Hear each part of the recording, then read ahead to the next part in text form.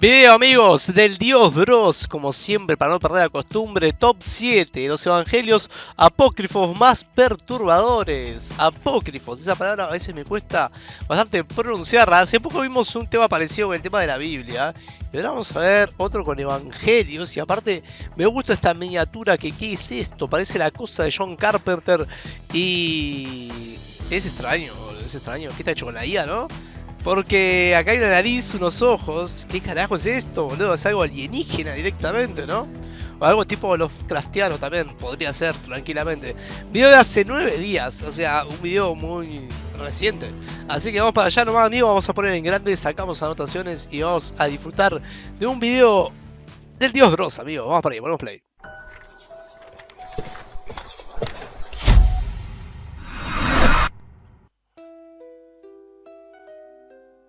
La palabra apócrifo se usa para designar a aquellos escritos que pretenden ser de una persona que no los escribió realmente. En materia teológica, se llaman apócrifos a todos los textos que pretendieron ser parte del canon de la Biblia y no fueron aceptados como tales. Está bien. Los hay tanto del Antiguo Testamento como del Nuevo Testamento. Incluso muchos de los textos apócrifos del Antiguo Testamento son aceptados solo por la Iglesia Católica y rechazados por el resto de las iglesias cristianas. Pero de todos los libros apócrifos que existen y que afirman ser parte de la Biblia, sin duda los más interesantes son los evangelios apócrifos. Se calcula que podrían ser entre 40 y más de 100. Bastantes. Y todos cubren aspectos que los evangelios canónicos no cubren sobre la vida, infancia y muerte de Jesús de Nazaret. De Jesús. En los mismos encontraremos detalles que te van a sorprender y que nos permitirán comprender por qué fueron vetados o prohibidos. Y es que un evangelio apócrifo en el fondo es eso, un evangelio prohibido. Prepárate muy bien porque estos son amigo, los 7 evangelios apócrifos más perturbadores de la Biblia. Ya esa imagen es muy perturbadora.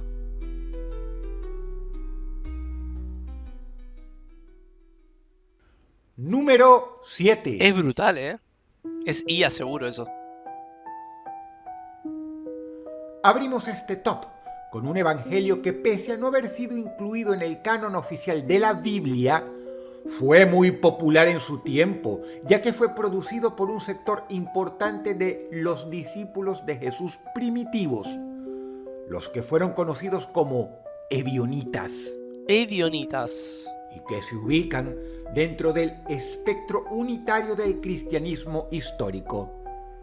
Para los ebionitas, igual que aparentemente para los primeros discípulos de Jesús, Jesús de Nazaret no era Dios, sino un ser humano como cualquiera de nosotros, que fue elegido y seleccionado por Dios y adoptado al momento de su bautismo para ser el Mesías de los judíos y gobernar al mundo.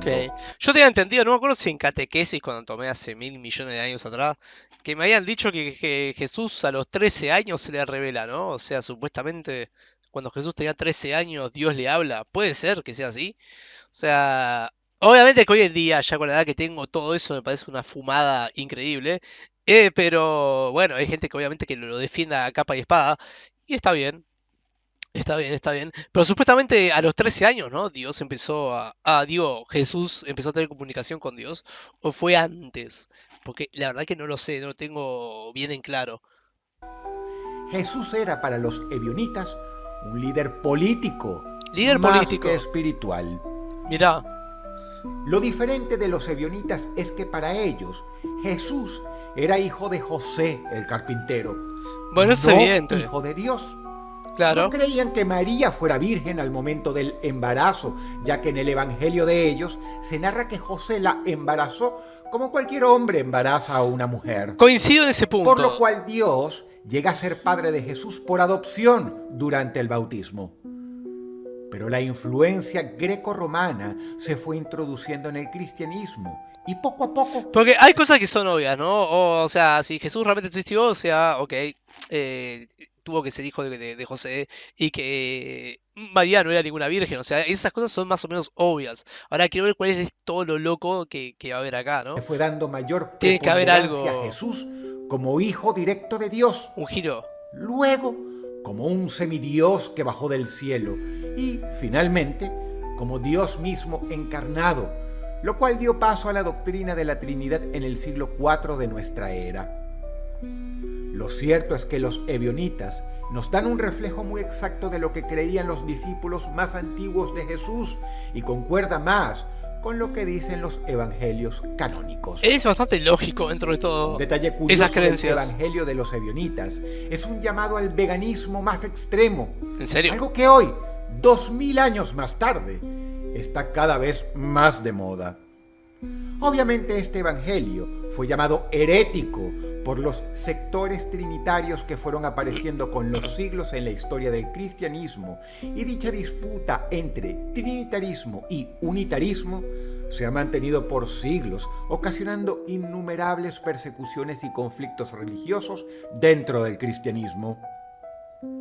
Algunas mentes célebres de la historia que tenían creencias parecidas a los ebionitas fueron John Milton, John Locke, el padre del liberalismo, Mira, Miguel Servet, quien descubrió la circulación de la sangre, y ni más ni menos que Isaac Newton. mira qué groso. Todos estos referentes históricos sostuvieron que los ebionitas tenían razón y que Jesús era un ser humano como nosotros y no una deidad ni un ser de origen celestial. Claro, pasa que, bueno, cuestionar ese tipo de cosas en esa época habrá sido algo terrible, pero bueno, hoy en día creo que más que evidente y más que obvio que Jesús no era más que un ser humano y que seguro la intervención divina fue algo externo y fue a través de él, ¿no? Obviamente, que pudo haber sido a través de cualquier otra persona. Si es que realmente hubo algo así, un componente mágico, que igual a los religiosos o al catolicismo en general no le gusta decir que eso es algo mágico, pero es un componente mágico, obviamente, ¿no? Porque bueno, Uzi dicen que es la fuerza de la fe y bla, bla, bla. Es magia, boludo. Pero está. Bueno, empezamos bien y empezamos también fuerte porque hablar de Jesús, viste, siempre es una cosa un poco loca, boludo. A ver. Ay, ¿qué pasó? Número 7. Pero sí, ese puesto yo creo lo mismo, boludo. O sea, en tal caso que si realmente hubo un Dios y que esto y lo otro y hay, Número 6. tuvo que ser a través de Jesús, pero de esa forma, como lo explicaron ahí. Vamos a suponer que no eres muy adepto a la lectura de la Biblia. Por Bueno, lo cual, un gran al acierto. ver la famosa película de Mel Gibson, ¿quién no se siente indignado y conmovido ante la tortura de Jesús? Un tipo que nunca empleó un arma ni agredió a nadie. Amigo de pecadores, pobres, prostitutas y recaudadores de impuestos, es acusado falsamente de sedición y sentenciado a una de las muertes más terribles, no sin antes ser maltratado de formas indecibles. ¿Quién no deseó ver que estos tiranos y sanguinarios recibieran su merecido por lo que le hicieron a Jesús? Los evangelios apócrifos a veces parecen llenar algunas de las necesidades humanas más básicas, y en esto el evangelio de la venganza del Salvador no se queda atrás y nos brinda una secuela en la forma de una venganza casi hollywoodense, ¿Del destino de cada en la uno? cual el nazareno es vengado de forma justa, A ver. pero terrible. Una enciclopedia experta en el tema nos resume el contenido así. Titus fue un gobernante local bajo el emperador Tiberius. Titus, que sufre de cáncer de rostro, escucha a Natán, un comerciante árabe de Judea, acerca de los milagros de Jesús. Al aceptar a Jesús como Señor y condenar a los judíos que lo ejecutaron, Titus se cura de inmediato del cáncer. Él envía por Vespasiano y juntos parten hacia Judea, donde destruyen Jerusalén para vengar a Jesús. Está bien. El Evangelio comienza su venganza contra los judíos, aunque, para ser justos, hay que recordar que la totalidad de los primeros discípulos de Jesús, de hecho, fueron judíos. Por lo cual decir que los judíos no aceptaron a Jesús es un error.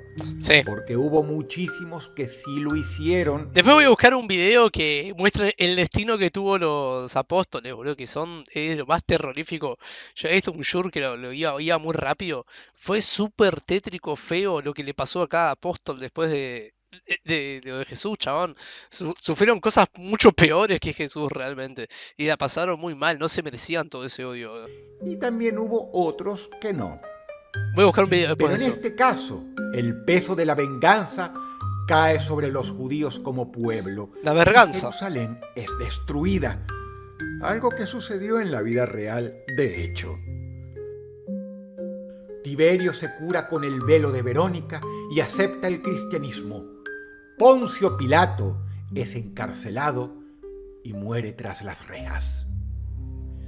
Aquí leemos que el otro responsable de la crucifixión de Jesús, Poncio Pilato, también las paga a pesar de haberse lavado las manos. Sí, se lavó las manos. Pilato es encarcelado y con esto todos los involucrados en la muerte de Jesús terminan mal. Pasa que, claro, Poncio Pilato podría haberlo evitado completamente, ¿no? O sea, tenía el poder para decir, no, loco, a Jesús lo liberamos. Pero se le venía todo el pueblo encima, pero hay que ver si realmente se le venía todo el pueblo encima. Calculo que lo iban a criticar muchísimo, pero nadie quiere eso. Y justo lo pone con el otro que era un asesino, ¿no? ¿Qué carajo? Y terminan liberando al asesino, aún así para condenar a Jesús. Muy loco, y ahí es cuando se lava las manos, ¿no? Pero como que lo quiso ayudar, aunque yo te digo, de esto sé poco y nada, porque es más que nada lo que me han enseñado a mí de chico. Jesús es vengado y reivindicado. Una secuela con final feliz. La segunda parte que todos hubiéramos querido leer, sin duda alguna.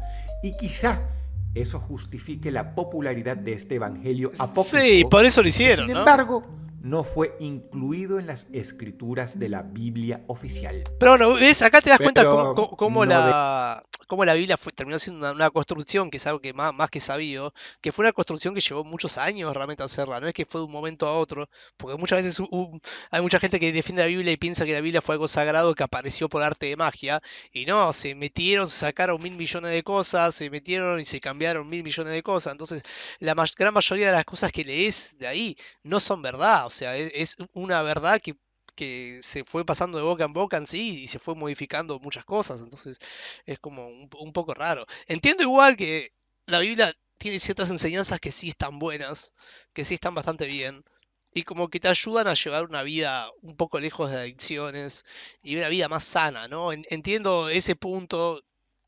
Pero yo creo que también tratar de salvar todo lo que dice la Biblia diciendo que todo simplemente es metafórico, no. En realidad estás queriendo justificar algo que no se entiende más o menos, diciendo que todo es una... Beh, yo me entiendo, deja pero de no me dar quiero, no me cierta quiero enredar. satisfacción. Pero no deja de dar cierta satisfacción. Ciertamente sí. Número 6. Hoy está bueno que la incluyan. Esa imagen es increíble. Número 5. No deja de ser increíble esa imagen, ¿eh?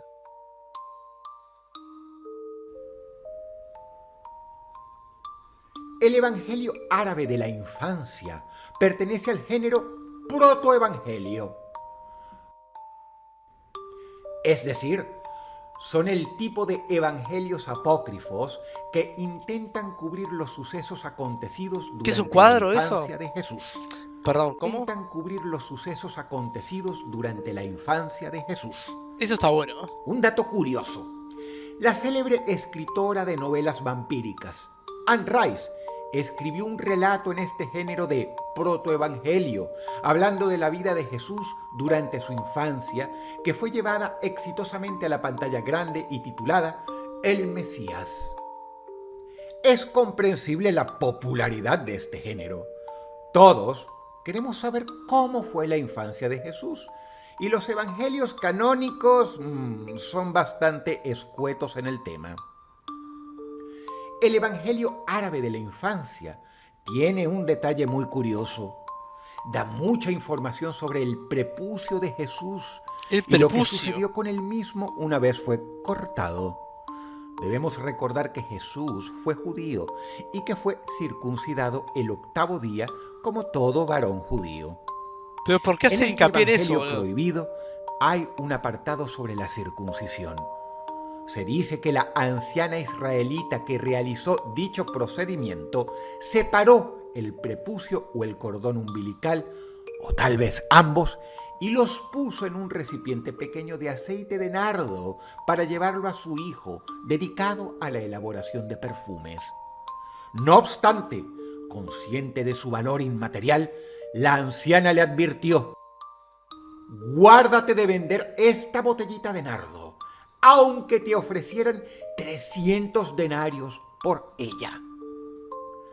Para rematar, en la historia se nos revela un hecho que es algo así como un easter egg del relato bíblico. El evangelista narra que el contenido de este recipiente fue el que muchos años después utilizara María Magdalena para perfumar el cabello y los pies del Jesús adulto. Vale decir que, de acuerdo a este evangelio, Jesús de Nazaret fue perfumado con su propio prepucio disuelto en perfume. Curioso, por no decir más. Número 5. ¿Qué olor habrá tenido ese perfume? Me pregunto yo, ¿no? Un olor interesante, un olor a macho hermoso. Número 4. Cosas de no creer, boludo. Igual que buena historia. Lo que mora esa, en el 4º lugar pasaría sin pena ni gloria por la historia y por este top, de no ser porque incluye lo que es para muchos una de las profecías de cumplimiento moderno más exactas atribuida a evangelio apócrifo alguno. Y es que en el evangelio griego de los egipcios se predice que antes del apocalipsis y después del fin del mundo se volvería habitual la transexualidad en el ser humano, y de hecho habla de que se impondría una condición claramente referida al no binarismo, como si quien escribiera el evangelio estuviera adelantándose milenios a su era, ciertamente, creando los debates sobre género de nuestro actual siglo XXI. Sí. Este evangelio consiste en un diálogo entre Jesús y Salomé, en una de cuyas partes Salomé pregunta por el advenimiento del Apocalipsis, pidiendo una señal. Recibe entonces una respuesta enigmática de Jesús. Preguntando a Salomé cuándo llegarían a realizarse aquellas cosas de que había hablado, dijo el Señor: «Cuando oyéis la vestidura del pudor y cuando los dos vengan a ser una sola cosa, y el varón justamente con la hembra, no sea ni varón ni hembra». Notemos que en este evangelio bastante conciso, Jesús no condena esta condición en sí, ni afirma que sea mala ni buena. Simplemente dice qué sucederá y que esto será una señal del fin. Y bastante conciso, digamos, lo que dijo. De sectas se han aferrado a este evangelio apócrifo para decir que el fin del mundo se encuentra eminentemente cerca, ya que es en tiempos recientes, para ser exactos en la última década, que el género no binario ha tomado una absoluta relevancia pública y se ha vuelto foco de debates interminables en todas las redes sociales. Número 4. Es interesante, ¿eh? Es interesante. Número 3. Tuvo una visión futurista de ciertas cosas, ¿no? No de todo, pero sí unas cuantas. Apócrifo trepa tan alto como el puesto número 3, pues, pese a no ser incluido en el canon oficial de las Escrituras, es el origen de una creencia central de la Iglesia Católica. Una que no formaba parte de las creencias de los primeros cristianos y que fue introducida en el catolicismo mediante el credo de Atanasia, varios siglos después de la muerte de los apóstoles. Se trata de la doctrina Esas del imágenes. descenso de Cristo a los infiernos. Según esta doctrina católica, Jesús no estuvo muerto durante 3 días, sino que esos 3 días bajó a los infiernos a predicarle a los espíritus y, según algunos, eso incluía los espíritus de los mismísimos demonios y patriarcas que murieron antes de su redención. Esta confusión nace debido a que originalmente el infierno era visto no como un lugar de tormento y castigo, sino como un lugar de reposo, lo cual derivó en la doctrina católica del limbo. Me gusta bastante eso. O sea, que digan que en esos 3 días que Jesús estuvo muerto fue al infierno. Es como que le da más lore y le da un lore más vergoso, ¿no? Como que se arrebancaba, fue hasta el infierno ahí, va, no sé, a hacer chimberguanchadas, pero fue ahí. Es en este evangelio apócrifo donde nace esta extraña creencia de que Esas Cristo imágenes. descendió a los infiernos. Según este, hubo 2 personas que, estando en el infierno, fueron resucitadas por Jesucristo. Pocos evangelios apócrifos han tenido tan gran influencia en el desarrollo de lo que posteriormente llegaría a ser la Iglesia Católica Apostólica Romana, sin llegar a ser parte de su canon, y pocos son de hecho tan misteriosos en sus enseñanzas. Número 3. Me gustó ese, ¿eh? Ese después lo voy a leer aparte, me va a interesar qué es lo que dice en sí. Número 2. Y ya estamos llegando al número 2, se está pasando bastante rápido. Eso Su nombre porque de por sí es divertido, bastante llamativo y su contenido se encuentra perdido por completo. Lo que sabemos del llamado Evangelio de Eva se conoce por las citas que hace Epifanio de Salamina, uno de los padres de la Iglesia Católica, quien, de hecho, dedicó parte de su obra a denostarlo y criticarlo ferozmente. Y es que al leerlo, uno llega a entender por qué este evangelio apócrifo terminó tan perdido y fue tan atacado por los cristianos primitivos. Escucha esto. Su contenido puede sonar repulsivo y no apto para oídos demasiado sensibles, incluso en pleno siglo XXI, ya que describe relaciones sexuales y una que otra práctica exótica de forma muy gráfica. Bueno. Basados en este evangelio, una secta antigua llamado los Borboritas lo usaban para justificar el amor libre y el sexo enfrenado en todas sus formas. De hecho, este evangelio apócrifo contenía instrucciones para practicar el llamado coitus interruptus. ¿Qué? Esto es, para los no entendidos, el acto de derramar el semen fuera de la vagina al finalizar el acto sexual. Con un detalle extra brindado por este evangelio que recomendaba hacerlo en plena reunión, invitando a los espectadores a masticar, comer y tragar dicho semen como si se tratara de una comunión. What the fuck? Este evangelio ¿Qué es le resultó esto? desagradable a todos, y la secta de los Borboritas fue vilipendiada por este tipo de descripciones explícitas, de las cuales nos han llegado solo las menos escandalosas. Fueron bastante precursores en algunas cosas, como en eso de terminar afuera, que esto y lo otro, no voy a entrar en detalle. Es un poco adelantado en el tiempo, pero ya con lo otro se fueron al choto mal, ¿eh? Vemos cómo serían aquellos fragmentos que, sin poder siquiera ser citados por lo repulsivos, han quedado perdidos El Evangelio en el océano del XXX. olvido de la historia. Número 2. Es que ya era algo muy enfermizo, ya era demasiado enfermizo mal, o sea, qué necesidad, ¿no? Y el número 1 tiene que ser algo muy épico, Número ¿no? 1. Su nombre es sinónimo de traición. ¿Ah, sí? Judas Judas. fue el traidor por antonomasia y pocas figuras históricas han sido tan denostadas y demonizadas como este, quien fuera en su momento uno de los 12 elegidos por el mismísimo Jesucristo para ser su apóstol. Pero ¿nunca te preguntaste si había otra versión de la historia? Probablemente ¿Y si sí, Judas hubiera sido en realidad el héroe y no el villano? Puede ser, El evangelio apócrifo más misterioso de todos responde precisamente estas cuestiones.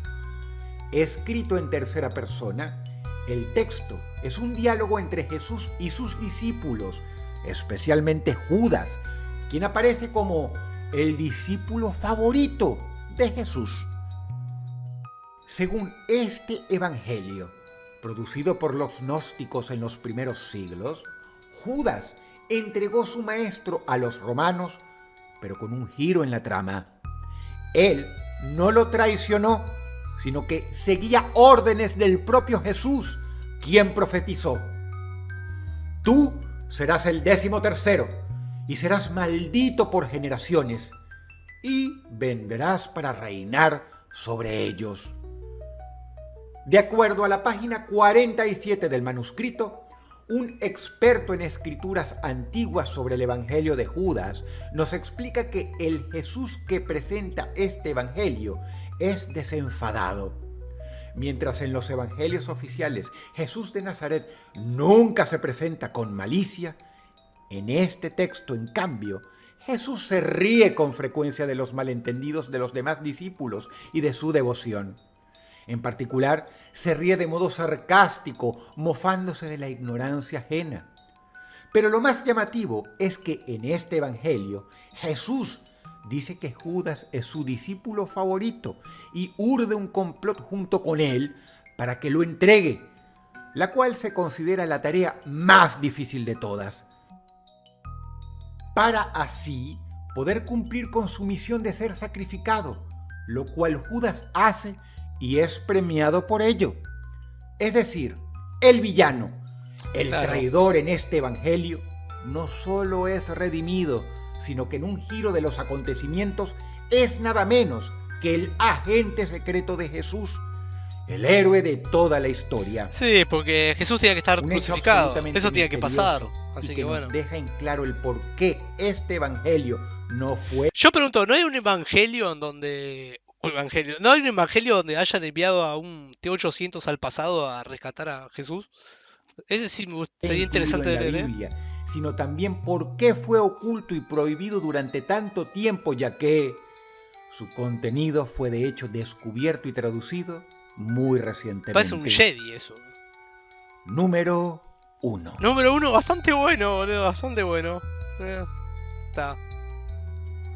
Si el video te gustó, el beso, apreciaría mucho dos cosas: que le dieras pulgar arriba y que comentaras algo. Me encanta leerte. Te ha hablado Dross y te deseo buenas noches. Buenas noches, Dios Dross, con un videazo. O sea, acabamos de ver un video muy bueno, muy entretenido, muy piola. Así que ponemos like, vamos a ver un comentario. Creyente o no, hay que reconocer que el lore del cristianismo y todo lo relacionado a dicha religión es increíblemente interesante y muy fantasioso. Sí, es así. En el evangelio de Judas prácticamente hizo lo que Snape tuvo que hacer con Dumbledore. Sí, es verdad eso. Con respecto al puesto número 3, en el credo de los apóstoles dice: descendió a los infiernos, al tercer día resucitó entre los muertos. No soy creyente, pero leer y analizar mitología judeo-cristiana es un elixir. Sí, a mí me pasa eso con la mitología griega. Me gusta mucho. La verdad que me gusta. Bueno, amigos, muy buen video del Dios Dross. La pasamos muy bien. Acabamos de ver algo muy épico. Si quieren que reaccione a algún video en particular, ya saben que abajo bandeja de comentarios me lo tienen que escribir y yo voy separando los títulos y voy viendo. Así que hasta la próxima, amigos.